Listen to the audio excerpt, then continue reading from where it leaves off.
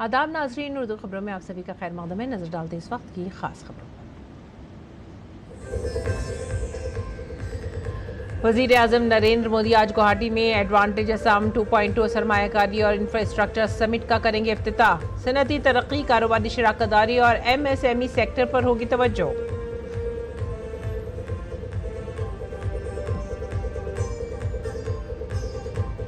दिल्ली की बीजेपी हुकूमत आज एक और एजेंडा करेगी मुकम्मल। पिछली हुकूमत के कामकाज पर मबनी तमाम 14 जेर इल्तवा CAG रिपोर्ट्स असेंबली की मेज़ पर रखी जाएंगी। डिप्टी स्पीकर का भी होगा इंतखाब।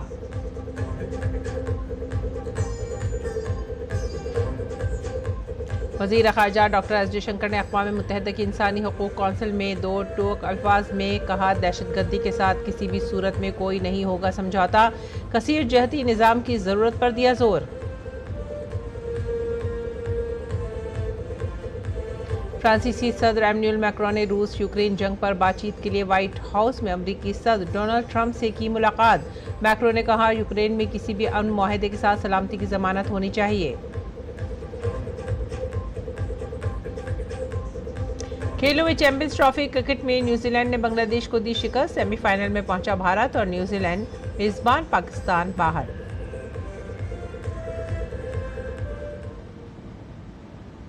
और खबरें अब तफसील से। वज़ीर आज़म नरेंद्र मोदी अपने आसाम दौरे के दूसरे दिन आज एडवांटेज असम 2.0 सरमायाकारी और इंफ्रास्ट्रक्चर समिट का इफ्तिताह करेंगे। इस समिट में मुख्तलिफ बैनुल अक़वामी तंजीमें, आलमी रहनुमा और सरमायाकार, पॉलिसी साज, सनत के माहिरीन, स्टार्टअप्स और तलबा शिरकत करेंगे। इससे पहले वज़ीर आज़म ने कल इससे मुतालिक एक नुमाइश का भी दौरा किया। इस नुमाइश में रियासत की सनती तरक्की, आलमी तिजारत, शराकतदारी, तेज़ी से बढ़ती हुई सनतों और मुतहर्रिक MSME सेक्टर को दिखाया गया है। एडवांटेज असम 2.0 में अब तक 7,000 से ज़्यादा रजिस्ट्रेशन हो चुके हैं। तकरीबन 3 लाख मुरब्बा फीट के इलाके में ब्रह्मपुत्रा, बराक, कोपल्ली, मानस, धनासिरी नदियों के नामों पर हॉल भी बनाए गए हैं। Assam startup and innovation policy 2025, aerospace and defence manufacturing policy 2025 को सरबराही इजलास से ठीक पहले मंजूर किया गया है। बायोटेक्नोलॉजी में 2022-27 की तरामीम को भी मंजूरी दी गई और dynamic short career progression scheme 2025 मुतारिफ कराई गई। आगे बढ़ेंगे अगली खबर की तरफ। वज़ीर आज़म ने एक बार फिर से भागलपुर से महाकुंभ की तनक़ीद करने वालों पर जवाबी हमला किया है। उन्होंने कहा कि सकाफ़ती विरसे से नफरत करने वालों को आवाम कभी भी माफ़ नहीं करेगी। भागलपुर से किसान सम्मान निधि की 19वीं किस्त को जारी करने के मौके पर वज़ीर आज़म ने गुज़िश्ता 10 सालों की कामयाबियों को शुमार किया। उन्होंने कहा कि अगर NDA की हुकूमत ना होती तो शायद किसानों को यूरिया ना मिल पाता। वज़ीर आज़म ने RJD पर सीधा सियासी हमला करते हुए कहा कि जो लोग जानवरों का चारा खा सकते हैं वो किसानों के दर्द और तकलीफ को कभी नहीं समझ सकते। किसान कल्याण हमारी प्राथमिकता में है। किसान को खेती के लिए अच्छे बीज चाहिए, पशुओं का बीमारी से बचाव चाहिए और आपदा के समय नुकसान से सुरक्षा चाहिए। पहले इन सभी पहलुओं को लेकर किसान संकट से घिरा रहता था। जो लोग पशुओं का चारा खा सकते हैं वो इन स्थितियों को कभी भी नहीं बदल सकते। वज़ीर आज़म ने भागलपुर की सरजमीन से लालू यादव के उस तबसरे का भी जिक्र किया जिसमें उन्होंने महाकुंभ को बेकार बताया था। वज़ीर आज़म ने कहा कि जंगल राज के लोग महाकुंभ को गाली दे रहे हैं। वज़ीर आज़म ने इतवार को मध्य प्रदेश में सनातन और महाकुंभ पर तबसरा करने वालों से खिताब किया और उन्हें जवाब दिया। पूरे यूरोप की जितनी जनसंख्या है उससे भी ज्यादा लोग अब तक एकता के इस महाकुंभ में डुबकी लगा चुके हैं, स्नान कर चुके हैं। बिहार से भी गांव-गांव से श्रद्धालु एकता के इस महाकुंभ होकर आ रहे हैं। लेकिन ये जंगल राज वाले महाकुंभ को ही गाली दे रहे हैं। महाकुंभ को लेकर भद्दी भद्दी बातें कर रहे हैं। राम मंदिर से चिढ़ने वाले लोग महाकुंभ को भी कोसने का कोई मौका नहीं छोड़ रहे हैं। मैं जानता हूं महाकुंभ को गाली देने वाले ऐसे लोगों को बिहार कभी भी माफ नहीं करेगा। कि नेताओं का एक वर्ग ऐसा है जो धर्म का मखौल उड़ाता है, उपहास उड़ाता है, लोगों को तोड़ने में जुटा है। और बहुत बार विदेशी ताकतें भी इन लोगों का साथ देकर देश और धर्म को कमजोर करने की कोशिश करती दिखती है। ये लोग हमारे पर्व, परंपराओं और प्रथाओं को गाली देते हैं। जो धर्म, जो संस्कृति स्वभाव से ही प्रगतिशील है, उस पर ये कीचड़ उछालने की हिम्मत दिखाते हैं। बागेश्वर धाम एमपी सनातन के बारे में हो या इत्तेहाद के महाकुंभ के बारे में, वजीर आजम ने कहा कि आज हिंदुस्तान अपने शानदार विरसे को बचा रहा है, उसे तहफ्फुज दे रहा है। उन्होंने यकीन दहानी कराई कि बिहार की शनाख्त जंगल राज के दौरान गलत हुक्मरानी से बन गई थी, लेकिन अब मुस्तकबिल में बिहार की शनाख्त तरक्की, अच्छी हुक्मरानी और शानदार माजी की होगी। Bureau report, DD news. आगे बढ़ेंगे अगली खबर की तरफ। सदर द्रौपदी मुर्मू आज बिहार के एक रोज़ा दौरे पर होंगी। सदर जमहूरिया पटना मेडिकल कॉलेज की 7 साला तकरीबात का इफ्तिताह करेंगी। इफ्तिताही प्रोग्राम बापू ऑडिटोरियम में दोपहर 12:15 से 1:15 बजे तक होगा। पटना मेडिकल कॉलेज के 100वें यौम तासीस के मौके पर ज्ञान भवन में मुनाकिदा 2 रोज़ा कन्वेंशन के मौके पर पास होने वाले तलबा को गोल्ड मेडल के साथ तौसीफनामे भी नवाजे जाएंगे। प्रोग्राम में शिरकत के लिए 4000 डॉक्टरों ने रजिस्ट्रेशन कराया है। इस मौके पर मरकजी वजीर सेहत जेपी नड्डा, बिहार के गवर्नर आरिफ मोहम्मद खान, वजीर आला नीतीश कुमार, नायब वजीर आला सम्राट चौधरी और नायब वजीर आला विजय कुमार सिन्हा, वजीर सेहत मंगल पांडे, एमपी रविशंकर प्रसाद भी मौजूद रहेंगे। आज का दिन दिल्ली की सियासत में सियासी सरगर्मियों के लिहाज से बहुत ही ख़ास और अहम होने वाला है। आज की कार्रवाई का आगाज़ एलजी के खिताब से होगा। इसके बाद नई बीजेपी हुकूमत ऐवान में ज़ेरे इल्तवा 14 सीएजी रिपोर्टों को पेश करेगी, जो पिछली हुकूमत के कामकाज को सामने रखेगी।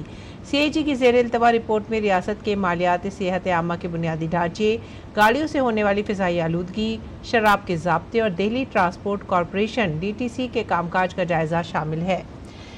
एएपी हुकूमत के दौरान बीजेपी ने 12 इन रिपोर्ट्स को जारी करने का मुतालबा किया था, यहाँ तक कि अदालत से रुजू किया। बीजेपी का इल्ज़ाम है कि एएपी हुकूमत ने जानबूझकर करप्शन छुपाने के लिए ऑडिट में ताख़ीर की। सीएजी की रिपोर्ट पेश करने के साथ ही आज ऐवान में डिप्टी स्पीकर का इंतखाब भी होगा। बीजेपी ने इस ओहदे के लिए मोहन सिंह बिष्ट के नाम का ऐलान किया है, जो कि उत्तराखंड के रहने वाले हैं और इस बार उन्होंने मुस्तफ़ाबाद जैसी सीट से AIAIM के उम्मीदवार ताहिर हुसैन को शिकस्त दी है।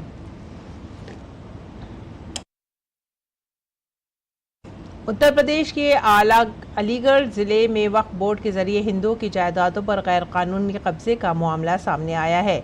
अलीगढ़ इंतज़ामिया की जानिब से वक्फ इमलाक की तहकीकाती रिपोर्ट मंजर आम पर आने के बाद इन जायदादों पर नाजायज़ कब्जा करने वालों में खौफ व हिरास पाया जाता है। अलीगढ़ के अवामी नुमाइंदों ने नाजायज़ कब्जों के खिलाफ एहतजाज किया है। सब इनकी मानसिकता पहले से ही खराब रही है। कोई वक्त की जगह नहीं है। चाहे रेलवे स्टेशन के सामने बच्ची बहादुर दरगाह हो, उसको भी बना लिया, रेलवे की जमीन पर कब्जा करके वक्फ बोर्ड कर दिया। ये सब फर्जी है। वक्फ बोर्ड कहीं नहीं है। जो शत्रुओं की जमीन थी उसको इन्होंने वक्फ बोर्ड में दर्ज कर दिया। ये टोटल 100% फर्जी है। उसके लिए महाराज जी जांच करा रहे हैं और जिन्होंने ऐसा ऑर्डर किया है उनके खिलाफ कठोर कार्रवाई की जाएगी। इन्होंने तो अचल सरोवर को वक्फ बोर्ड की जमीन बता दिया। हमारे शमशान को भी वक्फ बोर्ड की जमीन बता दिया। इनकी मानसिकता खराब है, धीरे धीरे क्लियर हो रहा है। ये बताइए देश आजाद होने के बाद कि जमीन को निश्चित किया जाएगा, जो शत्रु वहां चले गए वो उनकी जमीन है, इनकी वक्फ बोर्ड की जमीन कहां से आई? केवल इन्होंने क्या करा, एक वक्फ बोर्ड बनाया, उसको खाली जमीन को अपना करके वक्फ बोर्ड की जमीन दिखा दिया गया। ऐसे डॉक्यूमेंट है और ये कुछ षड्यंत्रकारी हैं, उनके कारनामे, उनको कठोर कार्रवाई उत्तर प्रदेश सरकार कर रही है। कांग्रेस के समय में इस प्रकार का दुष्चरित्र किया गया।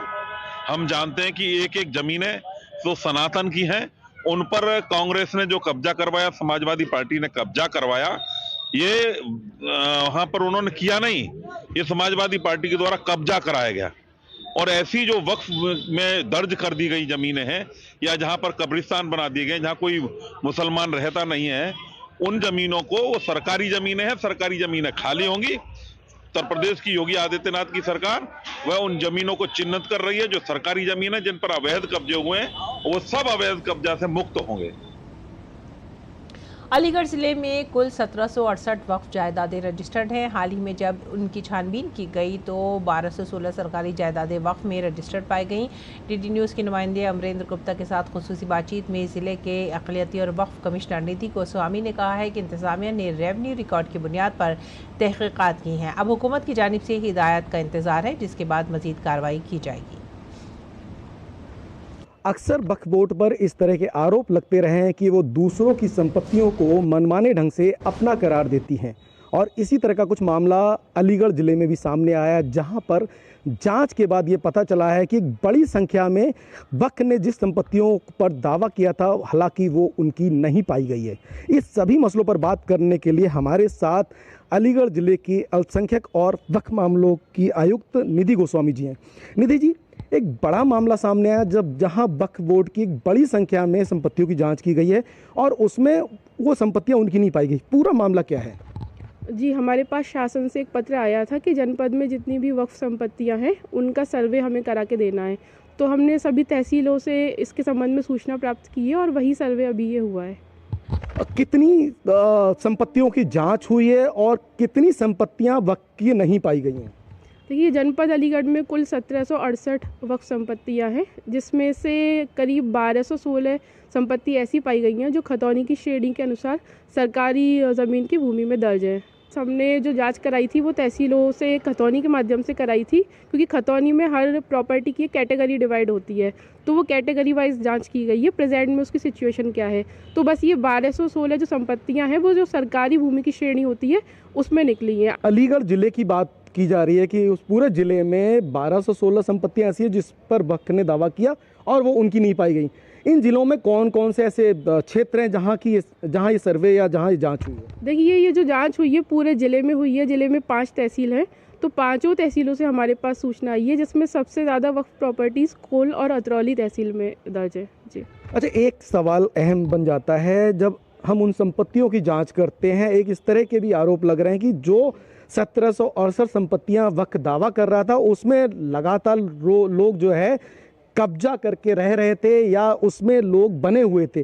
तो क्या कोई ऐसी जांच या कोई ऐसा आगे कार्रवाई प्रशासन की तरफ से निर्धारित की जा रही है जिसमें उन कब्जों को भी हटाया जाए और जो ये पाई गई हैं वक्फ बोर्ड की 1216 जो नहीं है उन पर किस तरह की कार्रवाई की आगे प्लानिंग है?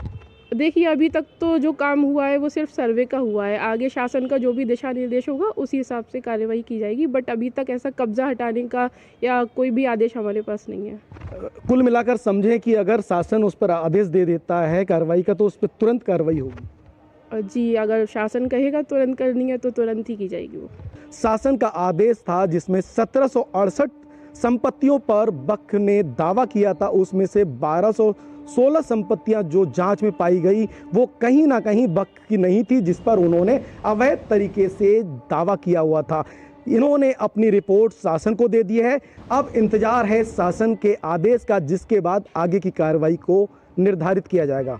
Amarendra Gupta, DD news, Aligarh. महाकुंभ में आलमी रिकॉर्ड कायम करने का सिलसिला लगातार जारी है। इसी सिलसिले में पीर को प्रयागराज मेला अथॉरिटी ने महाकुंभ के 4 मुख्तलिफ इलाकों में 15,000 से ज़्यादा सफाई कारकुनों के साथ बड़े पैमाने पर सफाई मुहिम चलाकर एक नया आलमी रिकॉर्ड बनाने की कोशिश की, जिसका बाज़ाब्ता ऐलान गिनीज वर्ल्ड रिकॉर्ड्स के जरिए 27 फरवरी को किया जाएगा। तकरीब कैसी रही और सफाई कारकुनों के क्या तासुरात थे, हमारे नामानिगार अश्विनी मिश्रा ने सूरत हाल का जायजा लिया।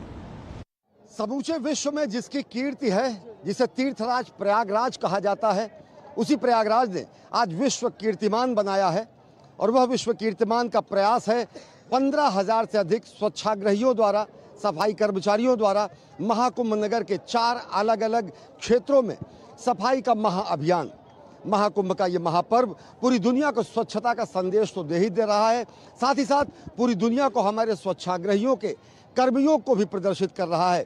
सोमवार को अगर देखें तो महाकुंभ नगर के अलग अलग 4 जोन में 15,000 से अधिक स्वच्छता सफाई कर्मचारियों ने एक साथ यह अभियान चलाया।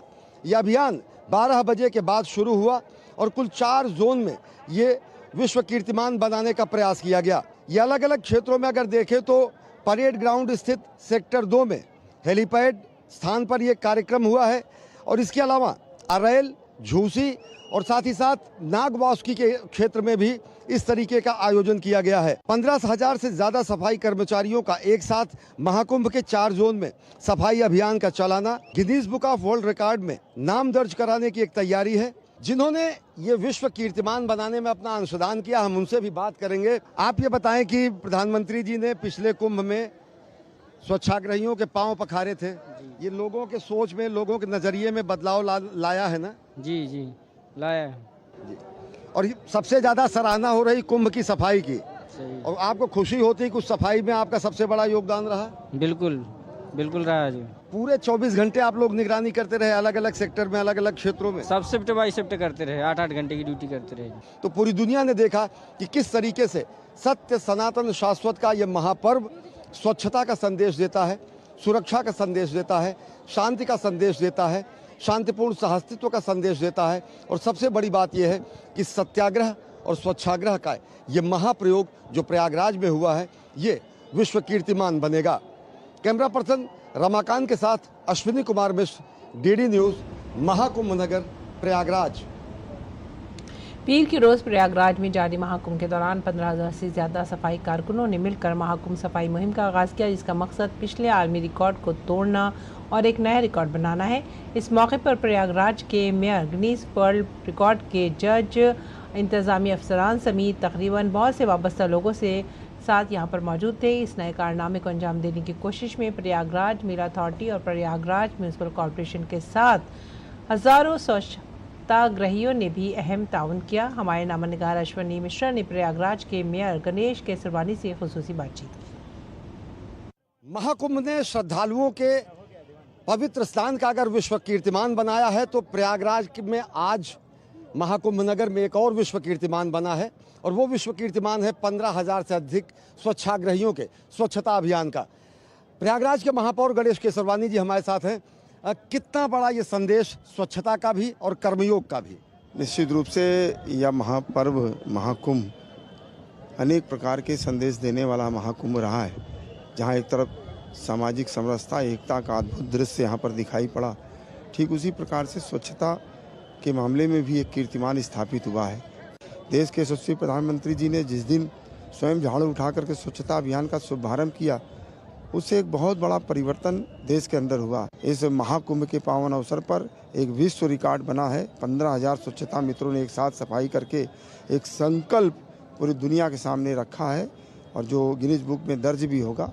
तो मैं से सभी अपने स्वच्छता मित्रों का हृदय से स्वागत, अभिनंदन, वंदन करता हूँ। माननीय प्रधानमंत्री जी का, माननीय मुख्यमंत्री जी की प्रेरणा से एक अद्भुत संगम की धारा पर दिखाई पड़ा है। महाकुंभ में इससे पहले 10,000 स्वच्छाग्रहियों का ही कीर्तिमान बनाया था, इस बार 15,000 अपना ही नया कीर्तिमान बनाया है। प्रधानमंत्री जी ने इसी पावन धारा पर महाकुंभ में स्वच्छाग्रहियों के पांव पखारे थे, वो भी पूरी दुनिया को बहुत बड़ा संदेश। प्रधानमंत्री जी ने उस पुरातन परंपरा को जोड़ने के लिए इसी महाकुंभ के अवसर पर एक बहुत बड़ा सामाजिक परिवर्तन किया था, और स्वच्छता मित्रों का पांव पखार करके लोगों की धारणाओं में भी परिवर्तन किया था। न केवल उनके सम्मान को बढ़ाने का काम किया था, बल्कि जो समृद्धशाली लोग थे उनकी अवधारणाओं में भी परिवर्तन किया था। और आज आप महसूस करते होंगे कि सब समाज के लोग आज अपने स्वच्छता मित्रों का अभिनंदन करना चाहते हैं। आगे आने वाले दिनों में और कई विश्व कीर्तिमान बनाने के प्रयास हैं, कौन कौन से? ई रिक्शा के माध्यम से अभी 10,000 या 15,000 ई रिक्शा एक साथ यहाँ से चलेंगे, जो वो भी एक विश्व रिकॉर्ड होगा और हरित ऊर्जा के लिए पूरे विश्व को प्रेरित करने का काम करेगा। तो उस दिशा में भी माननीय प्रधानमंत्री जी की का प्रयास है। मैं हृदय से उनकी प्रशंसा करता हूँ कि वो हर एक ऐसे विषय दुनिया के सामने रखते हैं जिसमें प्रकृति का संरक्षण हो। निश्चित तौर से देख सकते हैं कि प्रकृति का संरक्षण और पूरी दुनिया के शांति की कामना, बस विश्व बंधुत्व की कामना, यही हमारी सनातन संस्कृति है। और प्रयागराज महाकुंभ में स्वच्छाग्रहियों ने, स्वच्छता मित्रों ने नया विश्व कीर्तिमान बनाकर स्वच्छता के सत्याग्रह को वैश्विक स्तर पर एक बार फिर से स्थापित किया है। कैमरा पर्सन रमाकांत के साथ अश्विनी कुमार मिश्र, डीडी न्यूज़, महाकुंभ नगर, प्रयागराज। आगे बढ़ते हैं अगली खबर की तरफ। वज़ीर ख़ारजा डॉक्टर जयशंकर ने कहा है कि भारत ने इंसानी हुकूक़ के तहफ़्फ़ुज़ में हमेशा फ़आल किरदार अदा किया है। डॉक्टर जयशंकर ने जेनेवा में अक़वाम मुत्तहिदा की इंसानी हुकूक़ कौंसिल UNHRC के 58वें इजलास से वर्चुअली ख़िताब किया। उन्होंने कहा कि भारत का नुक़्ता नज़र अपने शराकत दारों की तरजीहात के मुताबिक सलाहियत की तामीर और इंसानी वसाइल और बुनियादी ढांचे को मजबूत बनाने पर मरकूज़ है। उन्होंने कहा कि भारत दहशतगर्दी से निपटने में पुरअज़्म और गैर समझौता कर रहा है। डॉक्टर जयशंकर ने कहा कि भारत हमेशा दहशतगर्दी के खिलाफ ज़ीरो टॉलरेंस पर अटल है। वज़ीर ख़ारजा ने कहा कि एक कसीर जहती निज़ाम की वाज़ेह और फौरी ज़रूरत है जो असरी आलमी हकीकतों की अक्कासी करता हो। डॉक्टर जयशंकर ने कहा कि भारत ने इक़्तिसादी तरक्की में नुमाया तरक्की की है और लाखों लोगों को गुर्बत से निकाला है। मगरबी बंगाल की राजधानी कोलकाता समेत कई इलाकों में आज सुबह ज़लज़ले के झटके महसूस किए गए, जिसके बाद लोग खौफज़दा हो गए। सुबह 6:10 पर आने वाले ज़लज़ले की शिद्दत रिख्तर पैमाने पर 5.1 रिकॉर्ड की गई। ज़लज़ले का मरकज़ पुरी ओडिशा के नज़दीक खलीज बंगाल में था और इसकी गहराई 91 किलोमीटर थी। ज़लज़ले की तस्दीक नेशनल सेंटर फॉर सेस्मोलॉजी ने की है। फिलहाल किसी जानी या माली नुकसान की कोई खबर नहीं है। नाज़रीन, अब पेश है दिल्ली से शाया होने वाले उर्दू अखबारात का मुख्तसर जायज़ा।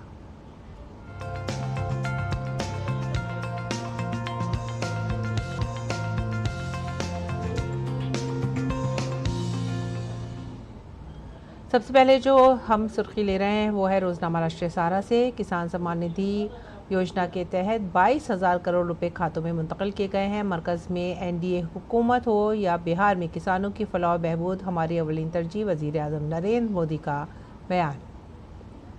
इसके बाद की अगली सुर्खी पर नज़र डालेंगे। इनकलाब से भारत ने ग्लोबल साउथ कॉन्फ्रेंस में ख़वातीन पीस कीपर्स के साथ वाबस्तगी का इआदा किया, वज़ीर ख़ारजा जयशंकर।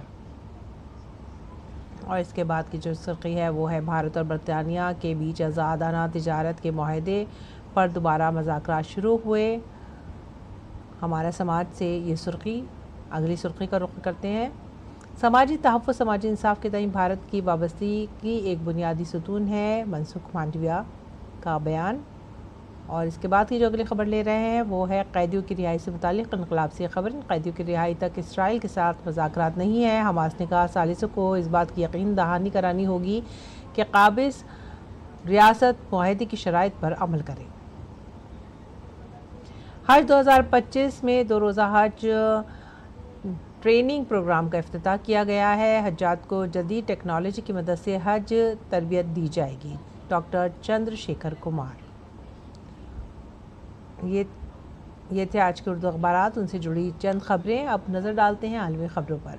फ्रांसीसी सदर एमैनुअल मैक्रोन ने रूस यूक्रेन जंग पर बातचीत के लिए वाइट हाउस में अमरीकी सदर ट्रंप से मुलाकात की। इस दौरान उन्होंने कहा कि यूक्रेन में किसी भी अमन मुआहदे के साथ सिक्योरिटी की गारंटी होनी चाहिए। उन्होंने वाइट हाउस में अमरीकी सदर डोनाल्ड ट्रंप से रूस यूक्रेन जंग पर बातचीत की। उन्होंने यह भी कहा कि अमन का मतलब यूक्रेन की खुद सुपुर्दगी नहीं होनी चाहिए, इसका मतलब बगैर गारंटी के जंग बंदी नहीं होनी चाहिए। ट्रंप ने सिक्योरिटी गारंटी का जिक्र नहीं किया, लेकिन कहा कि यूक्रेन में अमन को यकीनी बनाने की कीमत और बोझ अकेला अमरीका बर्दाश्त नहीं करेगा। इसके लिए यूरोपीय ममालिक को भी आगे आना होगा। मैक्रोन ने जवाब दिया कि यूरोप सलामती के बोझ को ज़्यादा मुनसिफाना तौर पर बांटने की ज़रूरत को समझता है और कहा कि रूस के हमले की तीसरी बरसी पर होने वाली बातचीत ने आगे बढ़ने का रास्ता दिखाया है। चैंपियंस ट्रॉफी के ग्रुप ए में खेले गए मैच में न्यूजीलैंड ने बांग्लादेश को 5 विकेट से मात दे दी है। न्यूजीलैंड की जीत के साथ ही भारत और न्यूजीलैंड ने सेमीफाइनल में अपनी जगह बना ली है, जबकि मेज़बान पाकिस्तान और बांग्लादेश की टीमें मुकाबले से बाहर हो गई हैं।